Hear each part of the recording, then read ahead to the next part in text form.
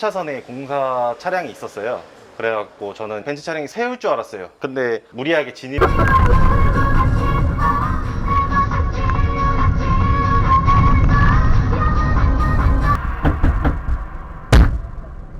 두 차례인가 세 차례 가격을 세게 하고 문을 이제 열더라고요. 상황이 엄청 무서운 거예요. 그래서 저도 막 긴장을 했어요. 흥분하고 이렇게 막 손이 떨린다라고 해야 되나? 더 이상은 안 되겠다라고 생각을 해서 가시더라고요.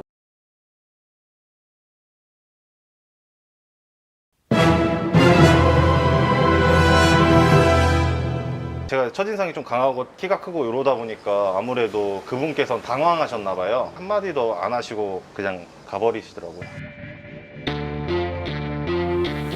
신고를 했는데 보복운전으로 형사 입건하신다고 하셨어요. 그 조사관님께서. 제가 미리 양보를 안 해서 그런 상황이 벌어졌으니까 저에게도 어느 정도 책임이 있다고 생각을 해요. 하지만 그래도 어떻게 운전을 했든 보복운전을 한다는 것 자체가 잘못됐다고 생각합니다.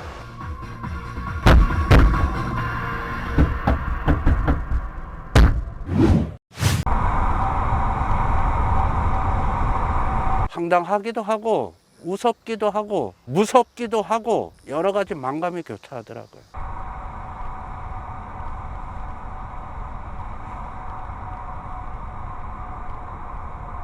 처음에 조금 보였을 때는 낙엽 같은 게 이제 묻어서 펄럭거리는 줄 알았는데 긴 막대가 올라오길래 뭐지?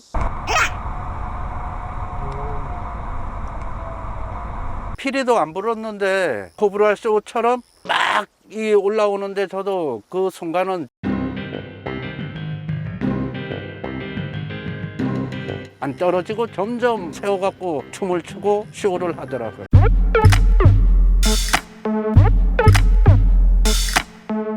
터널 안쪽이라서 정차도 할 수 없고 진짜 식은땀이 쭉쭉 등 쪽에 났었어요. 빨리 꺼내서 자연으로 돌려보내야지라는 생각밖에 안 들더라고요.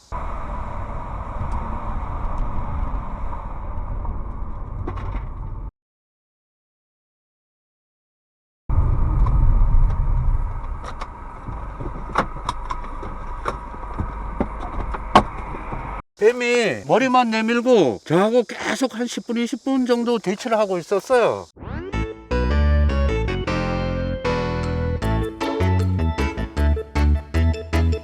본네트도 열고 작대기 같은 경우로 쳐보기도 하고 그래도 안 나가더라고요. 한참 있어도 안 나오길래 119에 전화를 해서 이제 오는 와중에 뱀이 스스로 나오더라고요. 2m 정도는 되더라고요.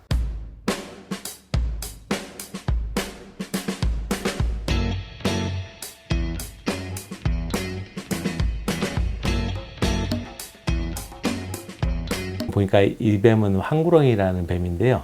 우리나라에서는 옛날에 집과 마을의 재물을 지켜주는 그 영물이라고 해서 그 수천 년 동안 사람들이 귀히 여겼던 그런 뱀 종류 중에 하나고요. 습하면 이제 몸이 이제 축축하단 말이에요. 그럼 뱀은 몸을 말리고 싶고 체온을 올리고 싶어요. 그럼 그 제일 좋은 데가 아스팔트나 이런 데란 말이에요. 근데 아스팔트 위는 위험할 수 있으니까 아스팔트에 주차단 차 밑에 숨어 있든지 혹은 엔진 후드 밑에 그런 데 자주 들어가게 됩니다. 터널을 지나가게 되면요, 바람의 속도, 그 다음 빛, 그 다음에 소리가 싹 바뀌어요. 그럼 뱀들이 무슨 일이지? 라고 하면서 쓱 나와서 보는 거예요. 뱀도 놀래서 나왔을 겁니다.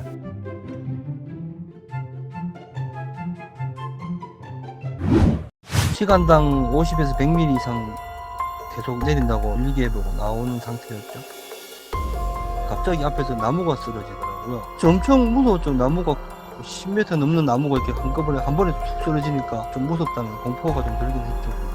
그러고 있다 보니까 갑자기 오른쪽에 뭔가 토사? 흙이 더 내려오는 게 보이더라고요, 눈에. 그래서 급하게 제가 후진을 했죠.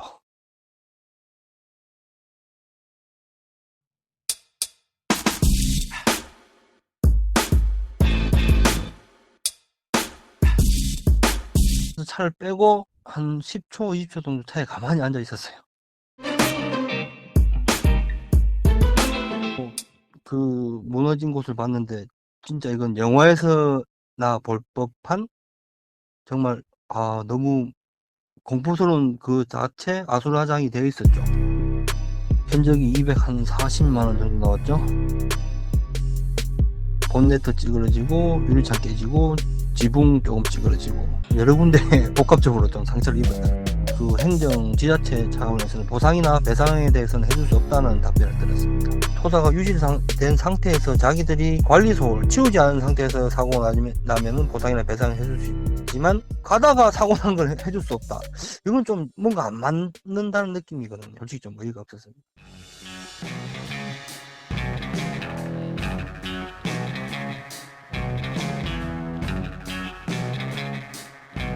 도로에 나무나 돌이 이미 떨어져 있던 상황뿐만 아니라 주행 중에 갑자기 나무나 토사가 덮쳐서 사고가 난 경우에도 국가배상법상의 영주물 관리 하자가 인정이 될 수 있습니다. 다만 집중호우로 인한 산사태로 인해서 피해를 입은 손해의 경우에는 해당 지방자치단체에서 산사태를 미리 예견할 수 있었는지, 만약에 예견할 수 있었다면 이후에 피해를 줄이기 위한 적절한 조치를 취하였는지에 따라서 손해배상 여부가 달라질 수가 있습니다.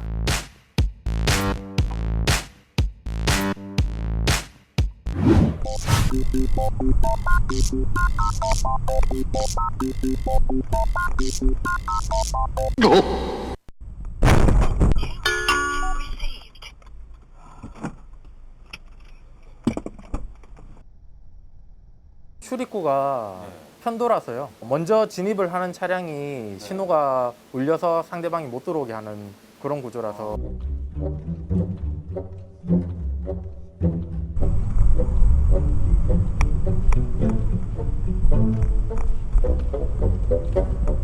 차량이 나가려고 하니까 차단기가 열린 거고, 그 후에 그 차량이 자기 신호인지 알고 내려와서 박아버린 거죠.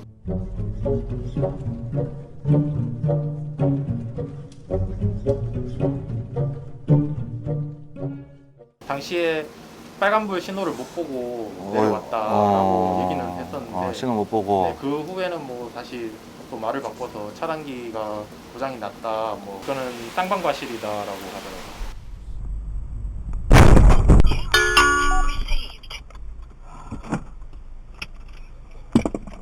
경찰에서는 차단기 신호는 다 의미가 없고 도로교통주행법상 위에서 내려오는 차량이 우선이고, 네. 그러므로 제 과실이 훨씬 더 크다라고 하더라고요.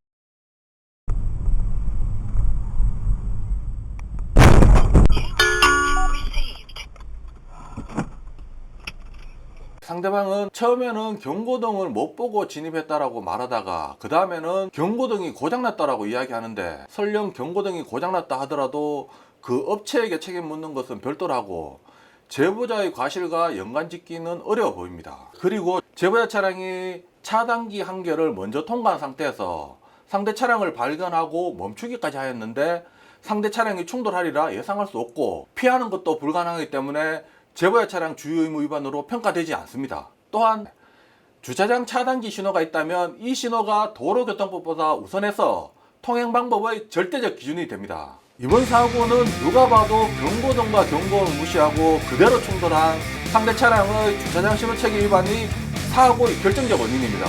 결국 이번 사고 과실 비율은 주차장 신호 체계를 위반한 상대 차량 과실은 100%, 제보자 무과실로 평가됩니다.